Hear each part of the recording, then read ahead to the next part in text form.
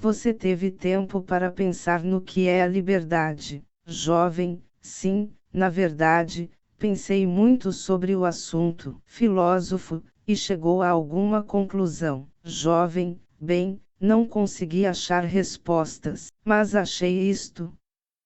Não é uma ideia minha. Na verdade, encontrei a frase na biblioteca. É de um romance de Dostoiévski, O Dinheiro é a Liberdade Cunhada. O que acha? Liberdade cunhada não é uma expressão original. Mas, falando sério, fiquei fascinado por achar essa frase que capta bem a essência dessa coisa chamada dinheiro. Filósofo: entendo. Claro que, falando em um sentido bem geral sobre a natureza daquilo que o dinheiro traz, poderíamos dizer que é liberdade. Esse é um comentário perspicaz. Mas você não chegaria ao ponto de dizer que liberdade, portanto, é dinheiro. Chegaria. Jovem: é exatamente como você diz. Provavelmente existe uma liberdade que pode ser alcançada com dinheiro. E tenho certeza de que essa liberdade é maior do que imaginamos, porque, na verdade, satisfazemos todas as necessidades da vida através de transações financeiras. Mas podemos concluir que alguém que seja dono de uma grande riqueza pode ser livre? Acho que não. Gostaria de acreditar que não é esse o caso, e que valores humanos e a felicidade humana não podem ser comprados com dinheiro. Filósofo: bem, digamos que você tenha alcançado sua liberdade financeira. Embora tenha ficado rico, não encontrou a felicidade. Nesse momento, que problemas e privações você continuaria tendo? Jovem: eu continuaria com problemas nos relacionamentos interpessoais, que você vem mencionando. Pensei muito sobre essa questão. Por exemplo, você pode ser muito rico, mas não ser amado por ninguém, não ter companheiros que possa chamar de amigos e não ter ninguém que goste de você. Isso traz uma enorme infelicidade. Outra coisa que não consigo tirar da cabeça é a palavra compromissos. Todos estamos no meio desse emaranhado que chamamos de compromissos. Muitas vezes, temos que manter laços com pessoas com as quais não nos importamos ou precisamos aturar as oscilações de humor daquele chefe horrível. Mas, se você pudesse se libertar desses relacionamentos mesquinhos, imagine como tudo seria fácil. Mas ninguém consegue fazer isso. Aonde vamos, estamos cercados por outras pessoas, e somos indivíduos sociais, que existem em relações com outros. Não importa o que façamos, não conseguimos escapar da corda grossa dos nossos relacionamentos. Agora eu compreendo a afirmação de Adler: todos os problemas têm base nos relacionamentos interpessoais. Isso é um grande insight, filósofo, esse é um ponto crucial. Vamos nos aprofundar mais um pouco. O que em nossos relacionamentos está nos privando da liberdade? Jovem: no outro dia, você falou sobre pensarmos nos outros como inimigos ou companheiros. Você disse que, se alguém se torna capaz de ver os outros como companheiros, sua forma de ver o mundo também muda. Isso faz todo o sentido. Na última vez que nos encontramos, saí daqui totalmente convencido. Mas aí o que aconteceu? Pensei bem no assunto e percebi que certos aspectos dos relacionamentos não podem ser completamente explicados. Filósofo: quais, por exemplo? Jovem: o mais óbvio é a existência dos pais. Nunca consegui pensar nos pais como inimigos. Durante a infância, especialmente, eles eram meus maiores guardiões, me criaram e me protegerão. Nesse aspecto, sou sinceramente grato. Mesmo assim, eles são rigorosos. Na última vez, Contei a você que sempre me comparavam ao meu irmão mais velho e nunca ouviam o que eu tinha a dizer. Por outro lado, eles vivem dando palpite na minha vida, dizendo que eu deveria estudar mais, evitar fazer amizade com tais e tais pessoas, pelo menos entrar na faculdade, conseguir determinado emprego, e assim por diante. As exigências deles fazem eu me sentir muito pressionado e geram compromissos. Filósofo, e o que você acabou fazendo? Jovem, me parece que, até começar a faculdade, nunca consegui ignorar as intenções dos meus pais. Eu ficava ansioso, o que era desagradável, mas o fato é que meus desejos sempre pareciam coincidir com os dos meus pais. Mas fui eu mesmo que escolhi onde trabalharia. Filósofo, agora que você mencionou, acho que ainda não me falou sobre isso. Você trabalha em quê? Jovem, trabalho na biblioteca da faculdade. Meus pais queriam que eu assumisse a gráfica do meu pai, como fez meu irmão. Por causa disso, desde que comecei na função de bibliotecário, nosso relacionamento tem sido um tanto tenso. Se, em vez de serem meus pais, eles fossem meus inimigos, provavelmente eu nem ligaria, porque, por mais que tentassem interferir, eu poderia não me deixar afetar por isso. Mas, como eu disse, para mim pais não são inimigos. Se são ou não companheiros é outra questão, mas no mínimo não são o que eu chamo de inimigos. Nosso relacionamento é muito íntimo para eu poder simplesmente ignorar as intenções deles. Filósofo, quando você decidiu qual faculdade cursar de acordo com o desejo dos seus pais, que tipo de emoção sentiu em relação a eles?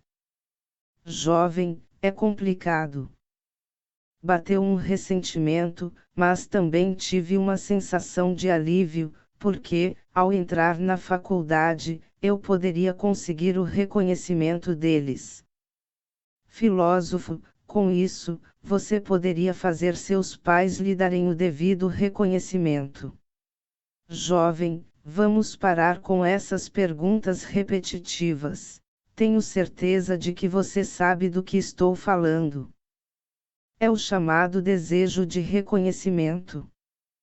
Em suma, são os problemas de relacionamento interpessoal. Nós temos a necessidade constante de reconhecimento dos outros. Isso acontece porque a outra pessoa não é um inimigo detestável, não acha? Então, sim, está certo, eu queria obter o reconhecimento dos meus pais. Filósofo, entendo. Vamos falar de uma das premissas principais da psicologia adleriana sobre essa questão. A psicologia adleriana nega a necessidade de buscar o reconhecimento dos outros. Jovem, ela nega o desejo de reconhecimento.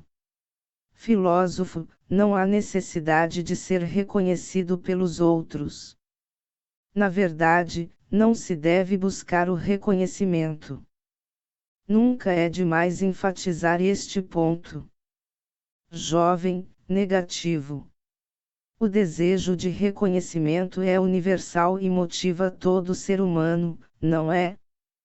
Não viva para satisfazer as expectativas dos outros. Filósofo, o reconhecimento alheio é algo que deve causar satisfação.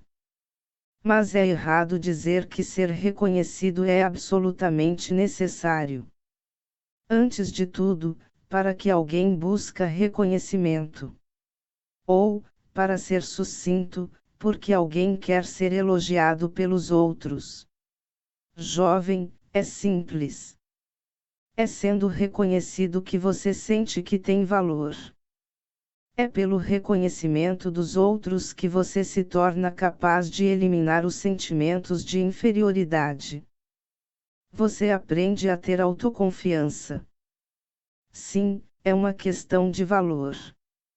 Acho que você mencionou da última vez que o sentimento de inferioridade é uma questão de julgamento de valor. Como nunca obtive o reconhecimento dos meus pais, vivi uma vida contaminada por sentimentos de inferioridade. Filósofo, imagine um ambiente familiar. Digamos que você vem limpando a sujeira da rua em torno do prédio onde trabalha. O fato é que ninguém parece perceber. Ou, se percebe, ninguém mostrou reconhecimento pelo que você fez, nem mesmo disse uma palavra de agradecimento. Você continua recolhendo o lixo. Jovem, essa é uma situação difícil. Acho que, se ninguém reconhece o que estou fazendo, eu poderia parar. Filósofo, por quê? Jovem, recolher o lixo é uma atitude que beneficia a todos. Se eu fizesse isso mas não recebesse nenhuma palavra de agradecimento, provavelmente perderia a motivação. Filósofo, esse é o perigo do desejo de reconhecimento. Porque as pessoas buscam o reconhecimento das outras. Em muitos casos, isso é fruto da influência da educação baseada em recompensas e punições. Jovem, educação baseada em recompensas e punições. Filósofo, se você realiza a ação apropriada, é elogiado. Se realiza a ação imprópria, é punido. Adler era um grande crítico desse tipo de educação. Ela leva a estilos de vida equivocados, em que as pessoas pensam: se ninguém vai me elogiar, não vou fazer a ação apropriada, e se ninguém vai me punir, vou me envolver em ações impróprias. Quando começa a recolher o lixo, você já tem a meta de querer receber elogios. Se não for elogiado por ninguém, vai ficar indignado ou decidir nunca mais fazer a boa ação. Claramente existe algo errado nessa situação. Jovem, não? Por favor, não banalize as coisas. Não estou discutindo sobre educação. É normal querer obter reconhecimento das pessoas de quem você gosta, ser aceito pelas pessoas à sua volta. Filósofo, você está redondamente enganado. Veja bem, não vivemos para satisfazer as expectativas dos outros. Jovem, como assim?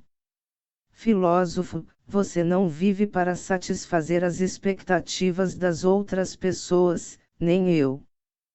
Isso não é necessário. Jovem, que argumento egoísta. Você está dizendo que as pessoas devem pensar apenas em si mesmas e viver uma vida de hipocrisia. Filósofo, nos ensinamentos do judaísmo existe um pensamento que diz mais ou menos o seguinte: se você não está vivendo a vida para si, quem irá vivê-la por você? Em última análise, vivemos pensando no eu. Não há motivo para não pensarmos assim. Jovem, você está sofrendo do veneno do niilismo. Está dizendo que vivemos pensando no eu e que isso está certo. Que maneira triste de pensar. Filósofo, não é niilismo coisa nenhuma. Pelo contrário. Quando você busca o reconhecimento alheio e só se preocupa com o julgamento que vão fazer de você, acaba vivendo a vida das outras pessoas. Jovem, pode explicar melhor. Filósofo, quando você deseja muito ser reconhecido, acaba vivendo para satisfazer as expectativas das pessoas que querem que você seja isso ou aquilo.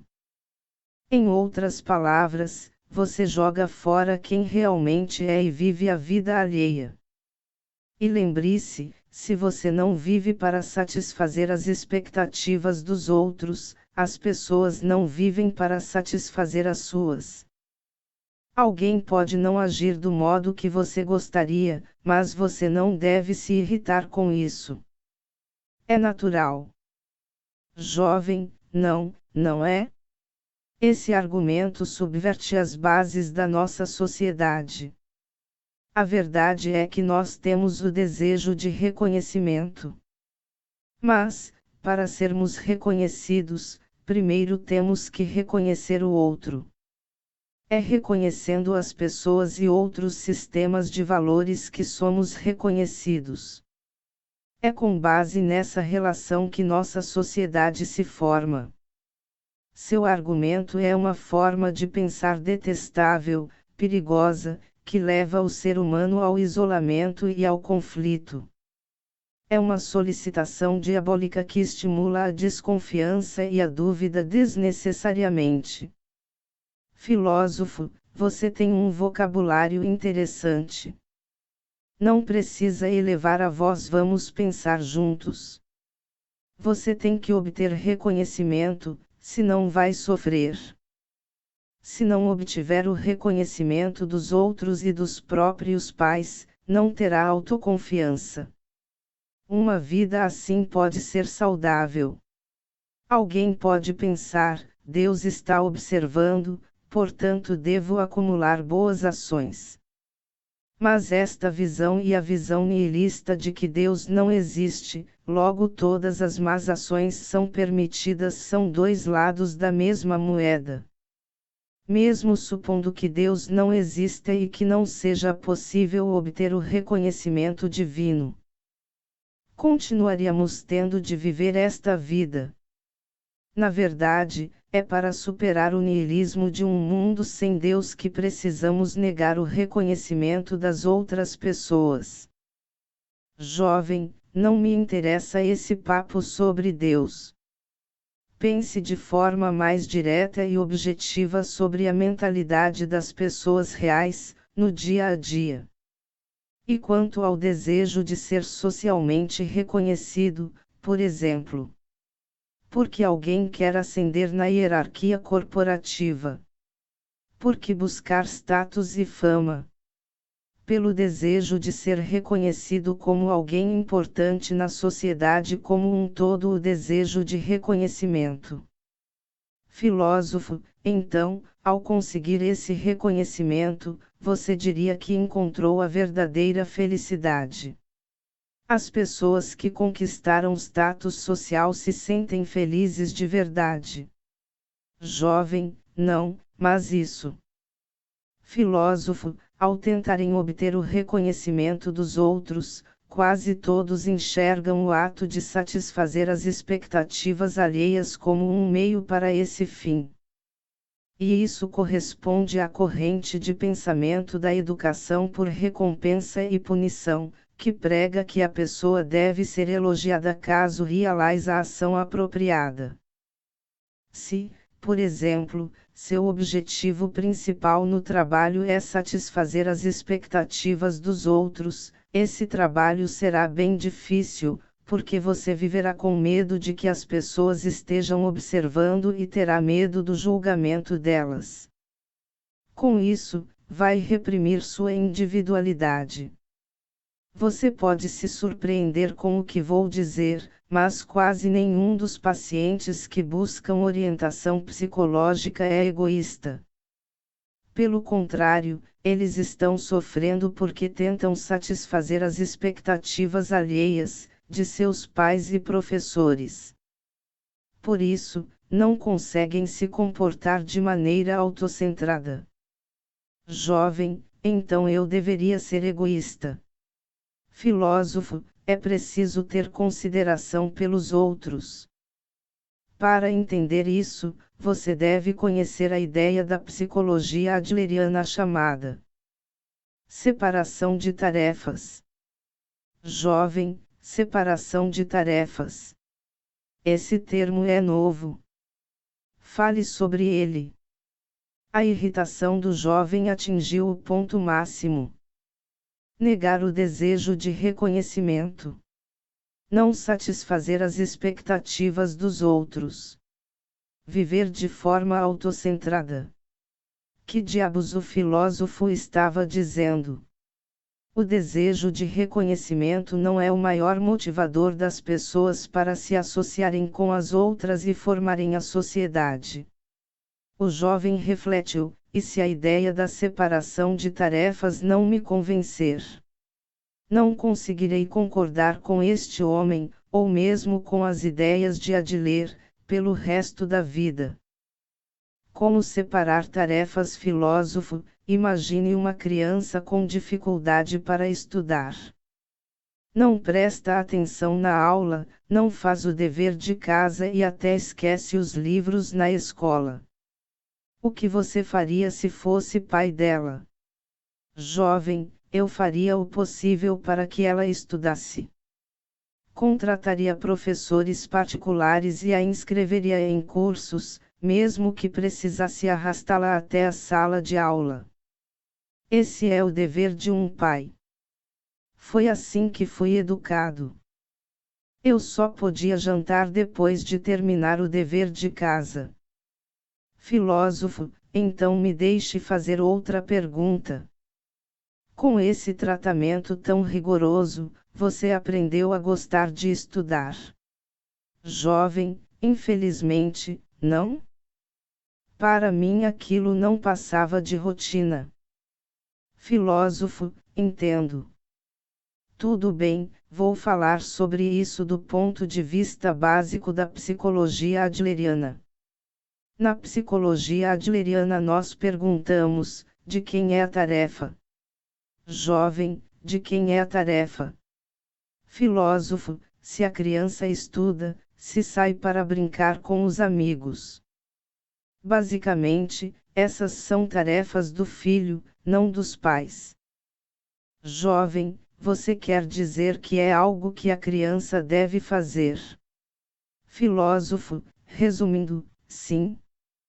Não faz o menor sentido os pais estudarem no lugar da criança, certo? Jovem, não faz. Filósofo, estudar é tarefa da criança. Quando um pai obriga a criança a estudar, está cometendo um ato de intromissão na tarefa de outra pessoa. Dificilmente se evita um conflito assim. Precisamos sempre nos perguntar de quem é a tarefa e separar as nossas das tarefas das outras pessoas. Jovem, como se faz isso? Filósofo, não se intrometendo nas tarefas das outras pessoas. Simples assim. Jovem, simples assim. Filósofo, em geral, todos os problemas de relacionamento são causados pela nossa intromissão nas tarefas das outras pessoas ou pela intromissão alheia nas nossas tarefas. A separação é suficiente para mudar os relacionamentos da água para o vinho. Jovem, não entendi. Em primeiro lugar, como saber de quem é a tarefa? Para mim, sendo realista, fazer o filho estudar é dever dos pais, porque quase nenhuma criança estuda só por prazer e, no fim das contas, os pais são responsáveis pelos filhos. Filósofo, existe uma forma simples de saber de quem é a tarefa. Pense, quem vai acabar recebendo o resultado final causado pela escolha feita. Quando a criança escolhe não estudar, o resultado final dessa decisão não conseguir acompanhar a turma ou entrar na faculdade preferida, por exemplo, não deve ser recebido pelos pais. Claramente, é o filho quem deve arcar com as consequências disso. Em outras palavras, estudar é tarefa do filho. Jovem, não. Você está completamente errado. O pai tem mais experiência de vida e age como um guardião. Ele é responsável por insistir em que o filho estude para que essas situações não aconteçam. Ele faz isso pelo bem da criança, e não para se intrometer. Estudar pode até ser tarefa do filho, mas fazer o filho estudar é tarefa dos pais. Filósofo, hoje em dia é cada vez mais comum ouvir os pais usarem a frase, é para seu próprio bem. Mas eles dizem isso para alcançar as próprias metas. Por exemplo, eles podem querer aparecer bem aos olhos da sociedade, se mostrar superiores ou simplesmente controlar o filho. Em outras palavras, não é pelo bem da criança, mas pelo bem dos pais. E é por sentir essa farsa que o filho se rebela. Jovem, então você está dizendo que, mesmo que o filho não esteja estudando nada, como a tarefa é dele, devo deixá-lo em paz. Filósofo, é preciso prestar atenção. A psicologia adleriana não recomenda a abordagem da não interferência. Não interferência é a atitude de não saber e nem sequer ter interesse em saber o que o filho está fazendo.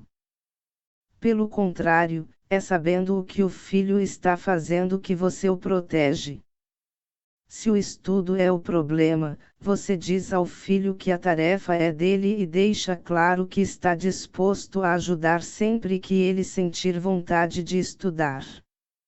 Mas você não deve se intrometer na tarefa do filho. Quando nenhum pedido é feito, não se deve interferir nas situações. Jovem, isso vai além do relacionamento entre pai e filho. Filósofo, sim, claro. Na psicologia adleriana, por exemplo, não consideramos tarefa do psicólogo se o cliente muda ou não. Jovem, como assim? Filósofo, como resultado do trabalho, que tipo de decisão o paciente toma? Mudar o estilo de vida ou não? Isso é tarefa dele, e o psicólogo não deve interferir. Jovem, negativo, não posso aceitar uma atitude tão irresponsável. Filósofo, claro que o psicólogo oferece todo o apoio possível. Mas não se intromete além disso.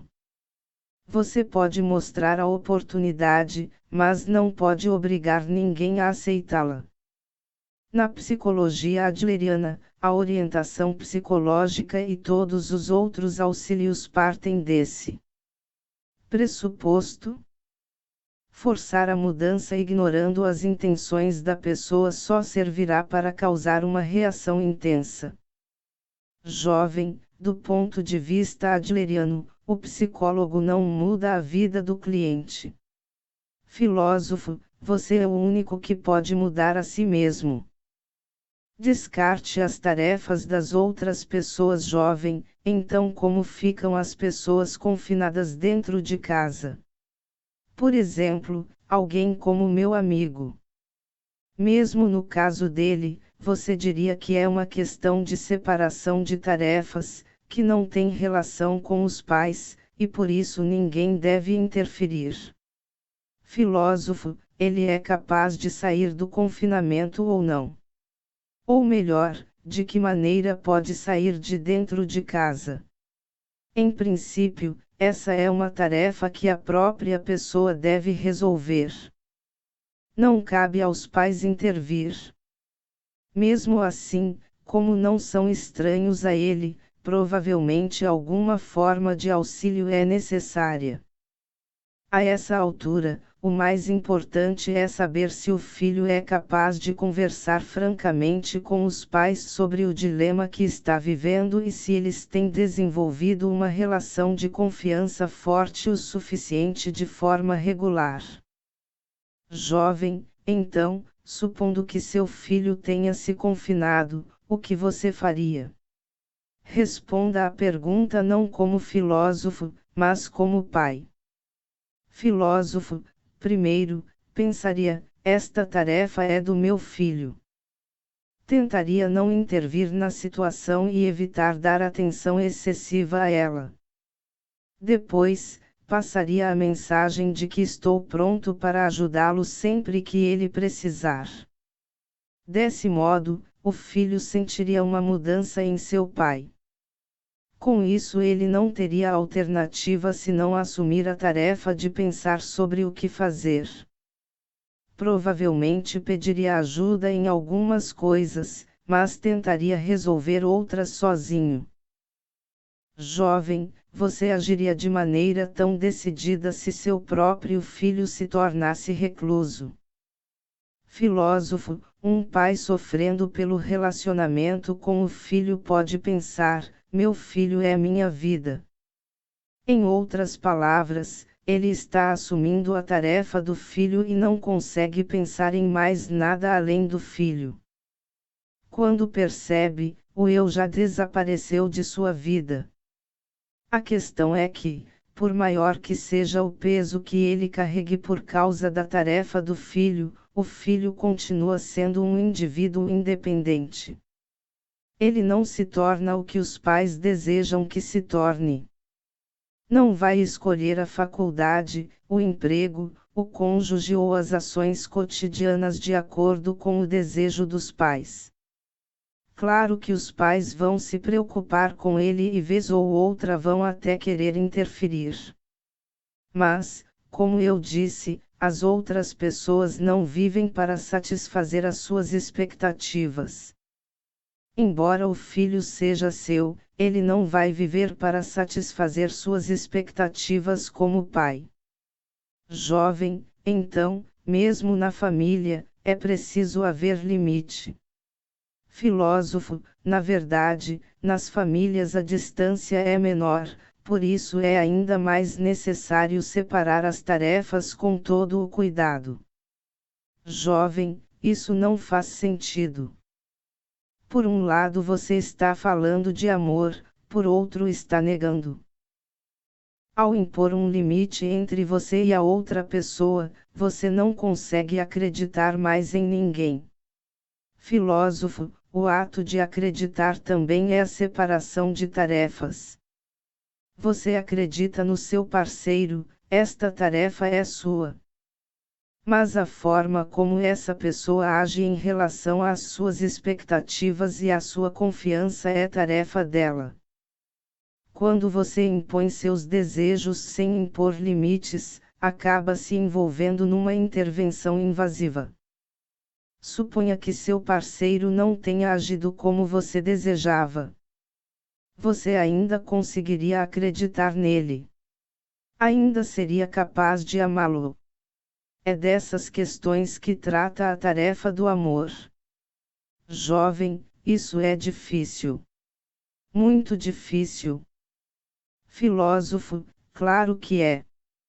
Mas pense da seguinte maneira: quando você intervém nas tarefas da outra pessoa e as assume, transforma sua vida em algo pesado e cheio de provações. Se você está vivendo uma vida de preocupações e sofrimento que nascem dos relacionamentos interpessoais, primeiro aprenda a se impor limites dizendo: daqui para a frente, esta tarefa será minha. Depois, descarte as tarefas da outra pessoa. Esse é o primeiro passo para aliviar a carga e tornar a vida mais simples. Como se livrar de problemas de relacionamentos interpessoais? Jovem, não sei. Isso não me parece certo. Filósofo, imagine a seguinte situação: seus pais detestaram seu emprego. De fato, eles foram contra, não foram? Jovem, sim, foram. Eu não diria que detestaram, mas fizeram alguns comentários depreciativos. Filósofo, bem, vamos exagerar e dizer que detestaram. Seu pai reclamou aos gritos e sua mãe criticou sua decisão com lágrimas nos olhos. Eles não aprovam nem um pouco que você se torne bibliotecário, e se não assumir o negócio da família como seu irmão, podem até deserdá-lo. Mas a tarefa de aceitar a emoção de não aprovar seu emprego é dos seus pais, não sua. Não é um problema com o qual você deva se preocupar. Jovem, espere aí, você está dizendo que não preciso me importar se deixo meus pais morrendo de tristeza. Filósofo, isso mesmo. Não importa. Jovem, você está de brincadeira. Pode existir uma filosofia que recomende um comportamento tão desnaturado do filho com relação aos pais. Filósofo, tudo que você pode fazer em relação à sua vida é escolher o melhor caminho em que acredita. Por outro lado, que tipo de julgamento as outras pessoas fazem dessa escolha? Isso é tarefa delas, e não uma questão na qual você possa interferir. Jovem, o que outra pessoa pensa de você, se gosta ou não de você, é tarefa dela, não sua. É isso que está dizendo. Filósofo, isso é a separação de tarefas. Você se preocupa com outras pessoas olhando para você. Teme ser julgado. Por isso deseja o reconhecimento dos outros. Porque você se preocupa com o olhar dos outros. A psicologia adleriana tem uma resposta fácil: você ainda não está fazendo a separação de tarefas. Supõe que mesmo coisas que deveriam ser tarefas das outras pessoas são suas. Lembre-se das palavras da avó do meu amigo: só você se preocupa com sua aparência. O comentário dela atinge o cerne da separação de tarefas. O que as outras pessoas pensam quando veem o seu rosto é tarefa delas, você não tem qualquer controle sobre isso. Jovem, como teoria, entendo. Para o meu cérebro racional, faz sentido. Mas minhas emoções não conseguem acompanhar um argumento tão arrogante. Filósofo, então vamos enxergar a questão por outro ângulo. Digamos que um homem esteja angustiado com os relacionamentos interpessoais na empresa onde trabalha. Tem um chefe completamente irracional que berra a qualquer oportunidade. Por mais que o homem se esforce, seu chefe não reconhece seu empenho e nem sequer presta atenção no que ele diz. Jovem, é igualzinho ao meu chefe. Filósofo, mas ser reconhecido pelo seu chefe é o trabalho que você deveria considerar prioridade número 1. Sua tarefa não é ser benquisto pelos colegas de trabalho. Seu chefe não gosta de você. E os motivos para isso são claramente absurdos.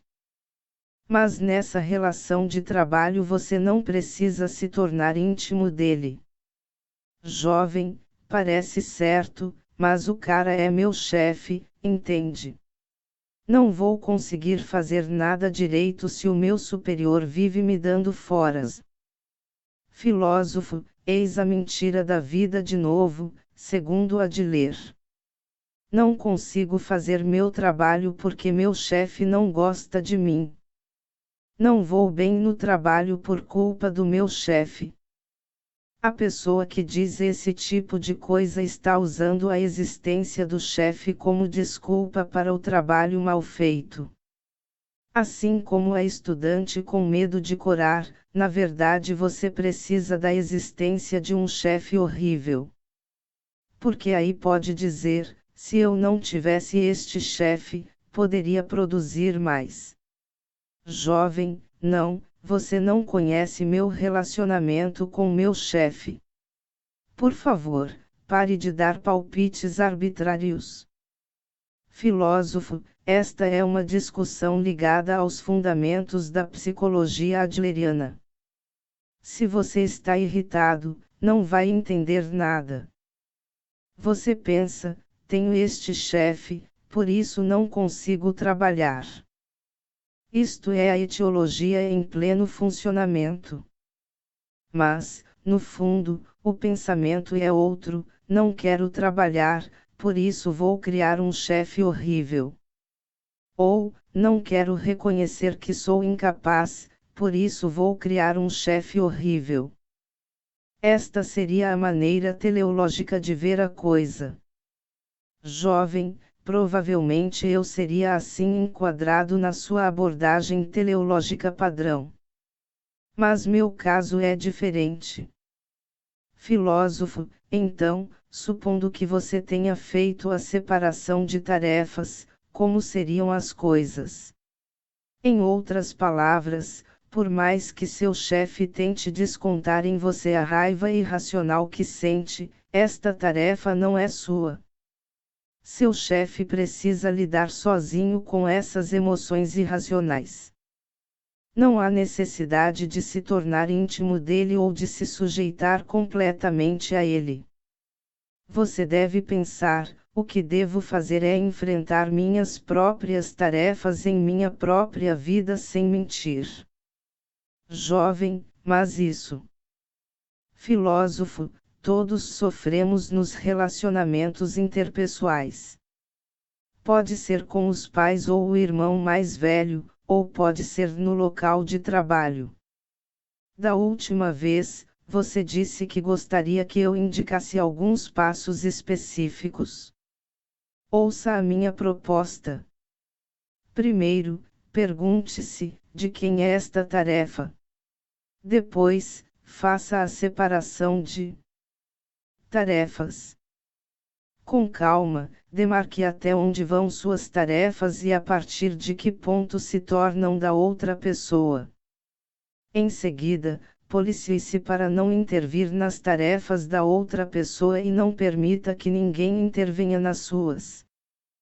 Este é um ponto de vista específico e revolucionário próprio da psicologia adleriana e contém o potencial de mudar totalmente os problemas de relacionamento. Jovem, agora, sim, comecei a entender o que você quis dizer quando afirmou que o tema da discussão de hoje seria liberdade. Filósofo, pois é. Estamos tentando falar de liberdade agora. Corte o nó, gorde o jovem. Tenho certeza de que, se alguém conseguisse entender a separação de tarefas e colocá-la em prática, imediatamente seus relacionamentos interpessoais se libertariam. Mas ainda não posso aceitar essa ideia. Filósofo, prossiga. Sou todo ouvidos. Jovem, acho que, em teoria, a separação de tarefas é correta. O que as outras pessoas pensam de mim, ou que tipo de julgamento fazem a meu respeito, é tarefa delas, e não posso interferir nisso. E eu deveria fazer apenas o necessário na minha vida, sem mentir. Para você ter uma ideia de como concordo com isso, eu aceitaria se você dissesse que esta é uma verdade da vida. Mas pense, podemos dizer que esta é a coisa certa a fazer do ponto de vista ético ou moral. Ou seja, um estilo de vida que estabelece limites entre você e os outros. Nesse caso, será que você não estaria dispensando as outras pessoas e esbravejando? Você está se metendo onde não deve, sempre que se preocupassem com você e perguntassem como está. Essa atitude me parece coisa de alguém que despreza a boa vontade dos outros.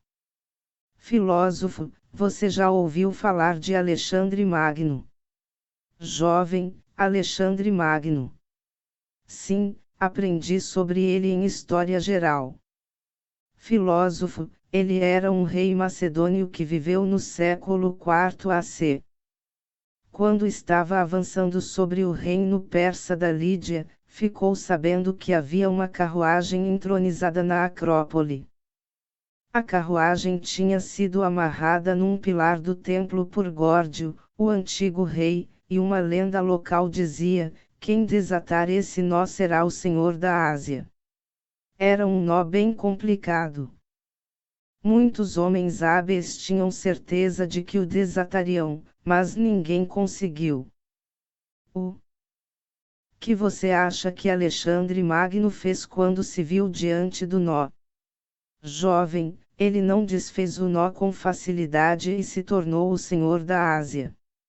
Filósofo, não foi assim que aconteceu. Quando Alexandre Magno viu como o nó era firme, desembainhou a espada e cortou a corda com um golpe. Jovem, nossa! Filósofo, depois, dizem que declarou: o destino não é feito pela lenda, e sim pela espada. Ele não dava valor ao poder da lenda e forjaria seu destino com a espada. Como você sabe, Alexandre Magno acabou se tornando o grande conquistador de todos os territórios atualmente correspondentes ao Oriente Médio e Oeste da Ásia. Essa é a famosa história do nó górdio. Esses nós intricados, os grilhões dos relacionamentos interpessoais, não devem ser desfeitos por métodos convencionais, mas cortados por uma abordagem completamente nova. Sempre que explico a separação de tarefas me lembro do nó górdio. Jovem, não quero contradizer você, mas nem todos podem se tornar Alexandre Magno. Não é exatamente pela falta de outra pessoa capaz de cortar o nó que essa história, que retrata a atitude de Alexandre Magno como um feito heróico, é transmitida até hoje. O mesmo acontece com a separação de tarefas. Mesmo sabendo que podemos cortar algo com a espada, isso pode ser difícil. Porque, quando alguém insiste na separação de tarefas, acaba tendo de cortar os laços, o que leva a pessoa ao isolamento. A separação de tarefas ignora por completo a emoção humana. Como é possível desenvolver bons relacionamentos assim? Filósofo, é possível. A separação de tarefas não é o objetivo final dos relacionamentos, apenas o portão de entrada. Jovem, o portão de entrada. Filósofo, quando você está lendo um livro e aproxima o rosto demais do papel, não consegue ver nada. Da mesma maneira, formar bons relacionamentos requer certo grau de distanciamento. Quando a distância se torna curta demais e as pessoas grudam uma na outra, até falar com o outro se torna uma tarefa insuportável. Por outro lado, a distância também não pode ser grande. Pais que repreendem demais os filhos se tornam mentalmente muito distantes. Quando isso acontece, a criança não consegue mais sequer consultar os pais, e os pais não conseguem mais dar o auxílio apropriado. Devemos estar prontos a dar um empurrãozinho quando necessário, mas sem invadir o território da outra pessoa. É importante manter uma distância moderada. Jovem, a distância é necessária mesmo no relacionamento entre pais e filhos. Filósofo, claro. Você disse que a separação de tarefas despreza a boa vontade dos outros. Essa é uma noção ligada à recompensa. É a ideia de que, quando outra pessoa faz algo por você, você precisa fazer algo em troca ainda que ela não queira nada. Em vez de agir por boa vontade, você está apenas se esforçando para recompensar o outro. Não importa o apelo que a outra pessoa possa fazer, é você quem decide o que deve fazer. Jovem, a recompensa está na raiz do que estou chamando de compromisso. Filósofo, sim. Quando a recompensa está na base de um relacionamento, existe uma sensação que brota na pessoa e diz: eu dei tanto, então você deve me dar tanto de volta. Claro que essa é uma noção bem diferente da separação de tarefas. Não devemos buscar a recompensa nem estar presos a ela. Jovem, Ramo. Filósofo, por outro lado, existem situações em que seria mais fácil intervir nas tarefas de outra pessoa sem fazer qualquer separação de tarefas. Por exemplo, você tem um filho pequeno e ele está tendo dificuldade para amarrar os sapatos. Para a mãe apressada, com certeza é mais cômodo amarrá-los do que aguardar que ele os amarre sozinho. Mas essa é uma intervenção que está retirando a tarefa do filho. Quando você repete essa intervenção, o filho deixa de aprender e perde a coragem de enfrentar as tarefas da vida. Como diz Adler, crianças que não foram ensinadas a enfrentar os desafios tentarão evitar todos os desafios. Jovem, mas esta é uma forma tão fria de pensar. Filósofo, quando Alexandre Magno cortou o nó górdio, algumas pessoas provavelmente sentiram a mesma coisa. Desatar o nó com as mãos era um gesto simbólico, e cortá-lo com a espada parecia um erro. Para eles, Alexandre não havia entendido o sentido das palavras do oráculo. Na psicologia adleriana, certos aspectos contrariam o pensamento social normal. Ela rejeita a etiologia e o trauma. Em vez disso, adota a teleologia. Trata os problemas das pessoas como problemas de relacionamento. E a ausência da busca de reconhecimento e da separação de tarefas provavelmente também são contrários ao pensamento social normal. Jovem, impossível. Não consigo fazer isso. Filósofo, por quê? O filósofo havia começado a descrever a separação de tarefas, e a ideia deixou o jovem arrasado. Se alguém pensasse que todos os seus problemas estavam em seus relacionamentos interpessoais, a separação de tarefas seria eficaz.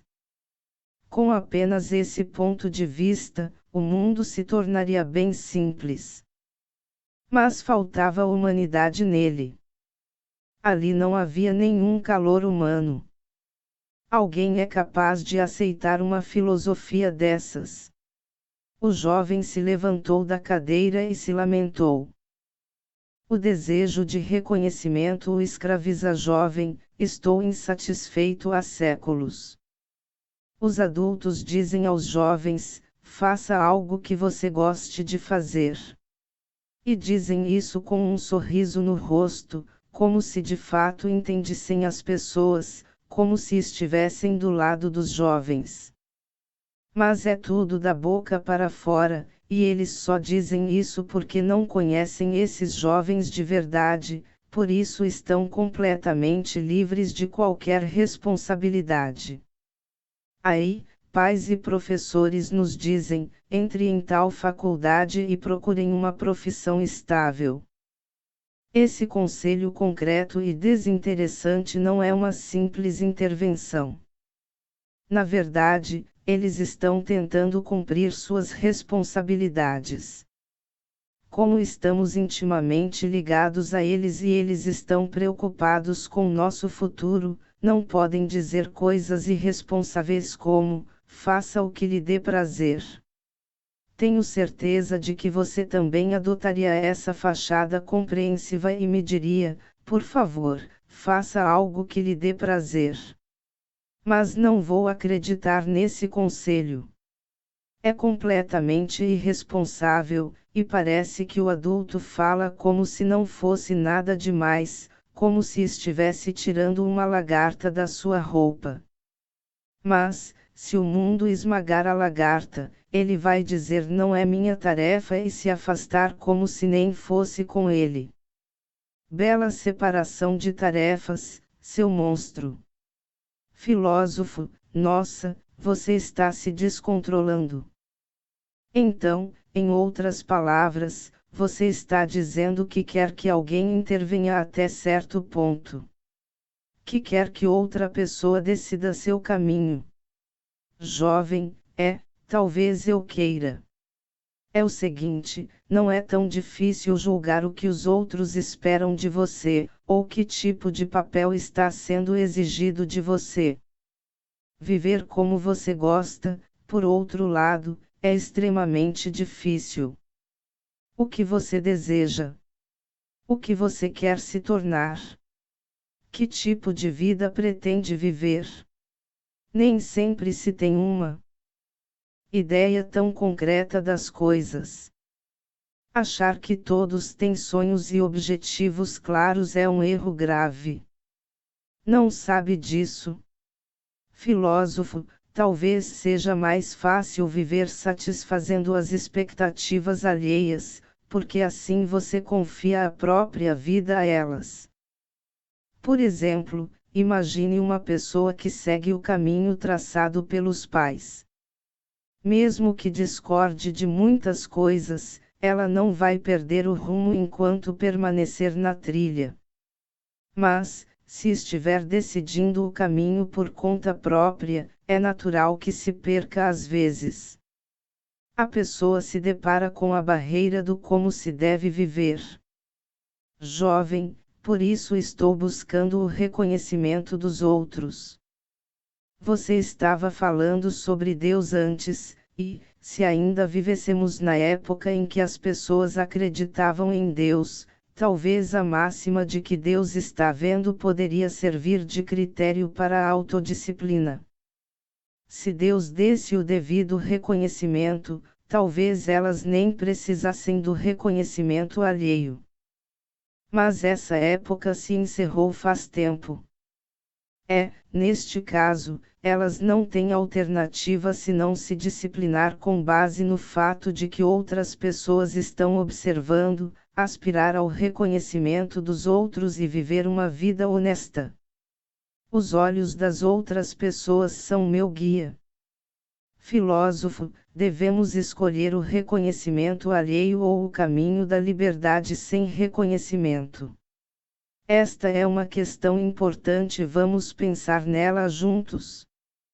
Se você escolhe viver de acordo com o direcionamento dos outros, está sempre tentando avaliar os sentimentos das outras pessoas e preocupado com a visão que elas têm de você. Você vive para realizar desejos alheios. Sim, pode haver sinais guiando você pelo caminho, mas essa não é uma forma livre de viver. Por que você escolhe viver com tão pouca liberdade? Você usa o termo desejo de reconhecimento, mas o que está realmente dizendo é que não quer ser detestado por ninguém. Jovem, e quem quer? Não existe ninguém, em lugar algum, que chegaria ao ponto de querer ser detestado. Filósofo, sim. É verdade que não existe ninguém que queira ser detestado, mas reflita, o que você deve fazer para não ser detestado? Por ninguém. Só existe uma resposta: estar sempre avaliando os sentimentos das outras pessoas e jurando fidelidade a todas elas. Se existem 10 pessoas, você precisa jurar fidelidade às 10. Quando alguém faz isso, consegue não ser detestado por ninguém temporariamente. Mas aí surge uma grande contradição. Você jura fidelidade às 10 pessoas porque tem o desejo sincero de agradar todas elas. É como um político populista que começou a fazer promessas impossíveis e a aceitar responsabilidades que não cabem a ele. Naturalmente, as mentiras acabam sendo reveladas em pouco tempo. Ele perde a confiança das pessoas e transforma a vida num grande sofrimento. E claro que a tensão de viver mentindo gera todo tipo de consequência. Entenda, se alguém vive para satisfazer as expectativas alheias e confia a vida aos outros, está mentindo para si e estendendo a mentira para incluir as pessoas à sua volta. Jovem, então você deve ser egocêntrico e viver a vida do jeito que quiser, sem se preocupar em agradar ninguém. Filósofo, separar as tarefas não é uma atitude egocêntrica. Por outro lado, intervir nas tarefas alheias é uma forma egocêntrica de pensar. Os pais forçam os filhos a estudar. Se metem na vida deles e dão palpite até na hora de escolherem com quem vão se casar. Isso sim é egocentrismo. Jovem, então o filho pode ignorar as intenções dos pais e viver como bem entende. Filósofo, não existe razão alguma para um indivíduo não viver a vida como gosta. Jovem, além de nihilista, você é um anarquista e hedonista. Estou me segurando para não cair na gargalhada. Filósofo, um adulto que escolheu uma vida com pouca liberdade, ao ver um jovem vivendo livremente o aqui e agora, critica-o e o chama de hedonista.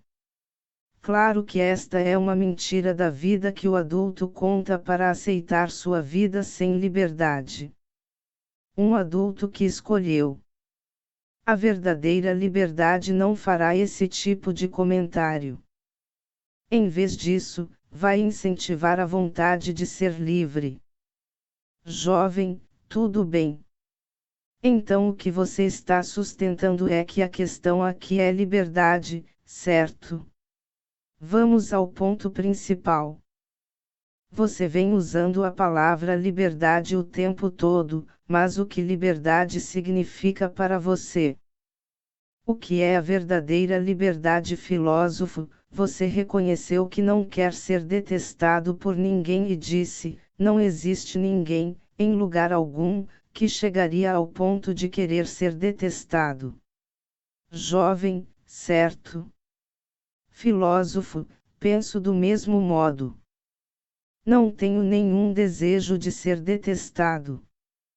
Eu diria que ninguém chegaria ao ponto de querer ser detestado é um bom insight. Jovem, agradar os outros é um desejo universal. Filósofo, mesmo assim, independentemente dos nossos esforços, existem pessoas que não gostam de mim e pessoas que não gostam de você. Isso também é um fato. Quando você é detestado ou sente que é detestado por alguém, que estado mental isso provoca? Jovem, resumindo, fico bem angustiado. Tento imaginar por que não gostam de mim e o que fiz ou disse que possa ter sido ofensivo. Penso que deveria ter interagido com a pessoa de outra forma, fico morrendo de remorso e de culpa. Filósofo, para nós, seres humanos, querer agradar é um desejo totalmente natural, um impulso. Kant, o gigante da filosofia moderna, chamou esse desejo de inclinação. Jovem, inclinação. Filósofo, sim, são os desejos instintivos, os desejos impulsivos. Se alguém disser que viver como uma pedra rolando morro abaixo de modo que as inclinações, desejos ou impulsos assumam o controle. A vontade é liberdade, está equivocado. Viver desse jeito é apenas ser escravo de seus desejos e impulsos. A verdadeira liberdade é similar à atitude de empurrar morro acima a pedra que despencou. Jovem, como assim? Filósofo, a pedra não tem poder. Quando começa a rolar morro abaixo, continua rolando até que não esteja mais sob o efeito das leis naturais da gravidade e da inércia. Mas nós não somos pedras. Somos seres capazes de resistir à inclinação. Podemos deter a queda do eu e subir o morro. O desejo de reconhecimento provavelmente é natural. Assim, você vai continuar rolando morro abaixo para obter reconhecimento dos outros. Vai continuar rolando e se desgastando até ficar com uma superfície uniforme. Quando tudo que resta é uma bolinha redonda, esse é o seu verdadeiro eu. Não pode ser. Jovem, você está dizendo que resistir aos nossos instintos e impulsos é liberdade. Filósofo, como já afirmei várias vezes, na psicologia adleriana pensamos que todos os problemas têm base nos relacionamentos interpessoais. Em outras palavras, buscamos nos libertar dos relacionamentos. Queremos ser livres deles. Porém, é absolutamente impossível viver sozinho no universo.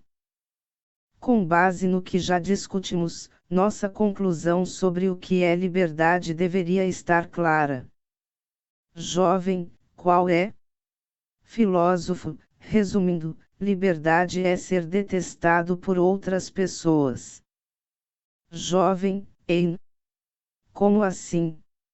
Filósofo, ser detestado prova que você está exercendo sua liberdade e vivendo em liberdade, é sinal de que está vivendo de acordo com os próprios princípios. Jovem, mas... Filósofo, claro que ser detestado é angustiante. O ideal é viver sem ser detestado por ninguém. As pessoas querem satisfazer o desejo de reconhecimento.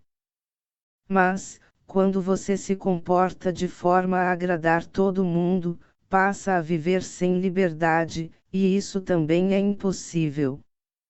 Exercer a liberdade tem um preço, e o preço da liberdade nos relacionamentos interpessoais é desagradar algumas pessoas. Jovem, não? Isso está totalmente errado. Isso não pode ser chamado de liberdade. É uma forma diabólica de pensar para induzir as pessoas a fazer o mal. Filósofo, você provavelmente vem pensando na liberdade como libertação das instituições. Que romper com seu lar, sua escola, sua empresa ou sua nação é liberdade. Mas, se você rompe com a instituição, por exemplo, não consegue alcançar a verdadeira liberdade. A não ser que pare de se preocupar com os julgamentos das outras pessoas, não tenha medo de ser detestado e pague o preço de talvez nunca alcançar reconhecimento, você não conseguirá seguir sua própria forma de viver. Em outras palavras, não conseguirá ser livre. Jovem, ser detestado por outras pessoas é isso que você está dizendo. Filósofo, o que estou dizendo é, não tenha medo de ser detestado. Jovem, mas isso. Filósofo, não estou dizendo que você deve viver para ser detestado, nem estou recomendando que pratique o mal. Por favor, não entenda assim. Jovem, então vamos mudar a pergunta: as pessoas conseguem suportar o peso da liberdade? São tão fortes assim? Alguém consegue se tornar tão rebelde e arrogante a ponto de não se importar se for detestado pelos próprios pais? Filósofo, você não se prepara para ser arrogante, nem se torna arrogante. Apenas separa tarefas. Pode haver uma pessoa que não simpatize com você, mas isso não é tarefa sua. É, repetindo, pensar coisas como ele deveria gostar de mim ou fiz de tudo, portanto é estranho que ele não goste de mim. É a forma de pensamento orientada para a recompensa de ter intervindo na tarefa da outra pessoa. Vá em frente, sem medo da possibilidade de ser detestado. Não viva como se estivesse rolando morro abaixo, e sim subindo a ladeira. Nisso consiste a liberdade do ser humano. Vamos supor que eu tenha duas opções à minha frente: uma vida em que todas as pessoas gostem de mim e outra em que algumas me detestem, e que tivesse de escolher uma. Eu escolheria a segunda sem pestanejar. Antes de me preocupar com o que os outros pensam de mim, quero seguir com meu próprio ser. Ou seja, quero viver em liberdade. Jovem, você é livre agora. Filósofo, sim, sou livre. Jovem, você não quer ser detestado, mas não se importa caso seja. Filósofo, é isso aí. Não querer ser detestado provavelmente é minha tarefa, mas se fulano me detesta ou não, isso é tarefa dele. Não estou aqui para agradá-lo. Se uma pessoa não simpatiza comigo, não posso intervir. Claro que você faz a sua parte, mas se o outro faz a dele ou não, isso não diz respeito a você. Jovem, uma conclusão e tanto. Filósofo, a coragem de ser feliz também inclui a coragem de ser detestado e de agir sem se preocupar em satisfazer as expectativas dos outros. Quando você adquire essa coragem, seus relacionamentos ganham uma nova leveza. Você dá as cartas nos relacionamentos interpessoais. Jovem, bem, eu nunca imaginaria que visitaria um filósofo para ouvir que devo ser detestado. Filósofo, sei muito bem que engolir essa ideia não é nada fácil. Provavelmente você vai levar um tempo para mastigar e digerir. Se continuarmos avançando neste tema hoje, acho que você não vai conseguir memorizar. Por isso proponho conversar com você sobre outra coisa, uma questão pessoal relacionada à separação de tarefas, e depois encerrar por hoje. Jovem, tudo bem. Filósofo, o assunto sobre o qual quero falar também tem a ver com os relacionamentos com os pais. O relacionamento com meu pai sempre foi instável, mesmo quando eu era criança. Minha mãe morreu quando eu tinha 20 anos sem que jamais tivéssemos nos envolvido em uma conversa de verdade, e depois disso o relacionamento com meu pai ficou cada vez mais tenso. Até que encontrei a psicologia individual e entendi as ideias de Adler. Jovem, porque você tinha um relacionamento ruim com seu pai. Filósofo, o que trago na lembrança é a imagem de uma época em que ele batia em mim. Não me recordo do que eu fazia para provocar essa reação, só me lembro de me esconder sob uma mesa tentando ficar a salvo, mas ele me puxava e me batia forte. Isso aconteceu várias vezes. Jovem, o medo se tornou um trauma. Filósofo, acho que, até conhecer a psicologia adleriana, era assim que eu pensava. Porque meu pai era uma pessoa melancólica, taciturna. Mas se eu penso, ele me batia, por isso nosso relacionamento ficou ruim, estou recorrendo à etiologia freudiana. A posição teleológica adleriana inverte completamente a interpretação de causa e efeito. Ou seja, eu trouxe à tona a lembrança de ter sido espancado porque não quero que o relacionamento com meu pai melhore. Jovem, então primeiro você tinha a meta de não querer que o relacionamento com seu pai melhorasse e não querer consertar as coisas entre vocês. Filósofo, isso. Para mim, foi mais conveniente não consertar o relacionamento com meu pai. Eu poderia usar meu pai como desculpa para o fato de minha vida não andar bem. Para mim, aquilo foi uma virtude. Além disso, eu estava me vingando de um pai autoritário. Jovem, era exatamente sobre isso que eu queria perguntar.